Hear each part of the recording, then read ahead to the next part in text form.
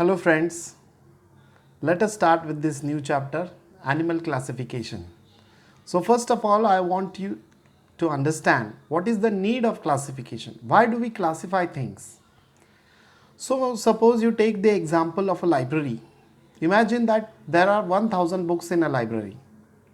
All of the books are kept in one place. It would be very difficult for you to find a particular type of book by a particular author on a particular subject. So what we do is we classify them. We group them based on their subjects, based on the authors, okay, based on the type of book. So it becomes easier for us to find the particular type of book. It saves time for us. So we classify things so that the study becomes systematic. We can generalize few things. We can get the particular information very quickly, saves time. Okay, so the first question that is asked in the textbook, you can see which criteria are used for classification of organism.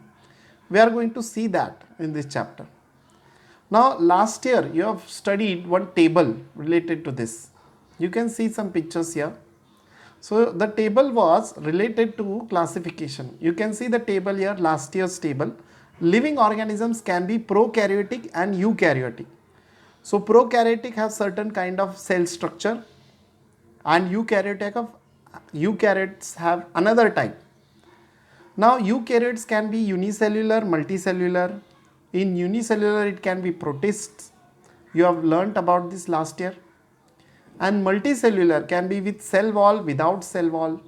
With cell wall they are autotrophs, they can prepare their own foods, these are the plants. And heterotrophs are fungi. Without cell wall they are all animals. They are in this Animalia kingdom. So you can have a look at it. Last year textbook it is there. Let us go ahead. How are plants classified? So we have studied plants classification last year. So based on similarities and differences, we have classified them into different groups. Presence or absence of vascular tissue. Okay, presence or absence of fruits, seeds, type of reproduction that they undertake. All these things we have used for classification of plants. So you can see so much of variety around yourself. You can see the animals which are aquatic, which live in water. Some of them live on land, terrestrial. Some can even fly in air. So you can see a huge variety of animals that are present. Now, according to some studies, it is said that, it is estimated that there are around 7 million different types of species of animals. Now it is impossible to study all of them together. So what do? We classify them. So based on the groups, based on their properties into subgroups and groups, on the similarity and differences, remember. Those which are similar will become one group. Those which are different, they will be placed in separate groups. So based on similarity and differences, we classify the animals. It becomes easier for us to study it. Now look at this definition. Formation of groups and subgroups of animals depending on similarities and differences among animals is called as animal classification. So Greek people, if you talk about the philosophers, Socrates, Plato and Aristotle are famous. Socrates was very well known for different types of things that he said. Some of the people did not like him, and then he was given poison to drink, which killed him as a punishment for speaking the truth. And then Plato came, then Aristotle. So Socrates' pupil or student was Plato, and Plato's student was Aristotle. Aristotle was the first one to classify the animals according to body size, habits and habitat. How the animal lives, where it lives, what it eats, according to the body size, what is present on the body, how the body is. Now this kind of classification is called as artificial method. But later on science progressed and different types of references were used for classification. So there are some names of scientists, you can have a look at it. Then later on, natural system of classification was adopted, which was based on body organization, types of cells, chromosomes, biochemical properties. And later on, Carl Woese also proposed a method of classifying animals. So let us see the traditional method. Traditional method is the old method, which we are going to see based on chordates and non-chordates. Two main groups are seen here. So what are the characters of chordates? I want you to write this down in your notebook. This is very important. So non-chordates means what? Body is not supported by rod-like notochord.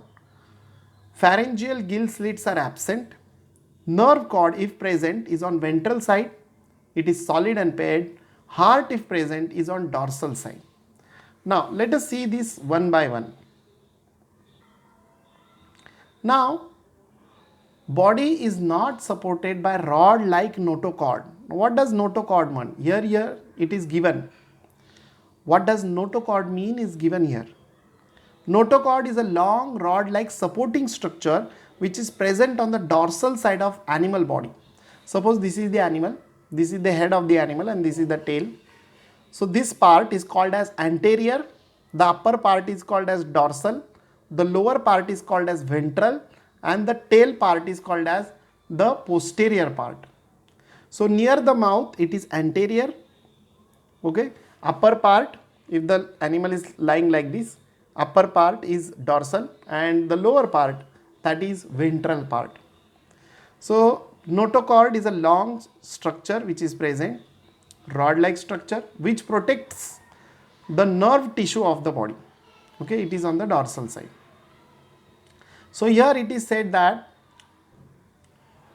body is not supported by rod-like notochord. Pharyngeal gill slits are absent. So this is for respiration in water. They are absent. Nerve cord, if it is present on the ventral side, the lower side, okay. And heart, if it is present, it is on the dorsal side. Now see, these names are different for you. This is the first time that you are hearing these names. So if you feel it difficult, say it again and again. Slowly you will understand. Slowly you will be able to remember them. Okay, it's not difficult at all. Only thing is that you are not familiar with these things, and that's why it feels difficult for you. At the beginning it will feel like that, but with practice you will be able to remember them and understand them. So these characters are important. I want you to write these 1 to 4. These characters may come in exam. Give characters of non-chordates. So 4 points are there, very easy. Now non-chordates are classified again into 10 phyla.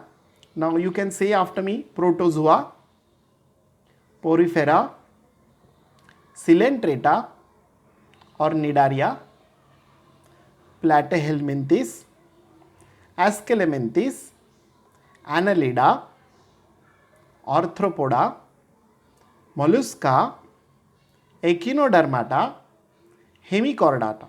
So you have to say this again and again to understand it. Slowly you will get it. Say again: Protozoa, Porifera, Coelenterata or Cnidaria, Platyhelminthes, Aschelminthes, Annelida, Arthropoda, Mollusca, Echinodermata, Hemichordata. So once you get these names, it will be easier for you to remember the characters also. So let us go to the next group, that is chordates. Now what are chordates? Body is supported by notochord. This is the main difference between chordates and non-chordates. So pharyngeal gill slits are present or lungs are present for respiration, and nerve cord is present on the dorsal side. Remember, the upper part, if we consider ourselves, our backbone, okay, if we see our back, that is the dorsal side, and if you see this part, that is the ventral side.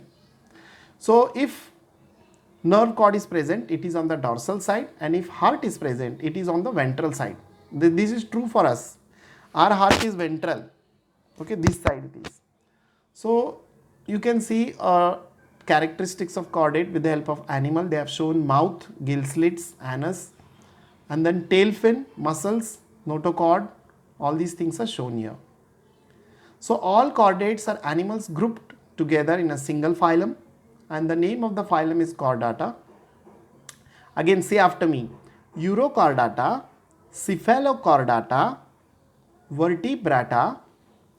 Again, there are 6 classes. Say after me: Cyclostomata, Pisces, Amphibia, Reptilia, Aves, and Mammalia.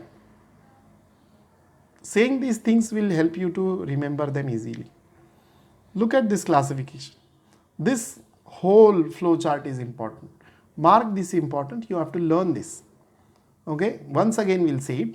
Protozoa, Porifera, Nidaria, Platyhelminthes, Ascalementhes, Annelida, Arthropoda, Mollusca, Echinodermata, Hemichordata, Urochordata, Cephalochordata, Vertebrata, Cyclostomata, Pisces, Amphibia, Reptilia, Aves, Mammalia. So this is a conventional system of animal classification. So nowadays new system is followed. Will we study this new type of classification in brief? So at present 5 kingdom classification that was given by Robert Whittaker is used, and all multicellular animals are included in kingdom Animalia. So it is based on body organization, body symmetry, body cavity, germinal layers and segmentation. Now what are these things? We are going to see them one by one in detail. Okay. I will be putting a series of lectures based on this chapter. You can see the playlist. There are many videos of different chapters on this channel. So please see the playlist, okay, and type whichever chapter you want. I will be putting it for all chapters step by step, okay. Thank you. And yes, part 2 is coming, okay. I will be attaching the link to part 2 of this video. So please see that also.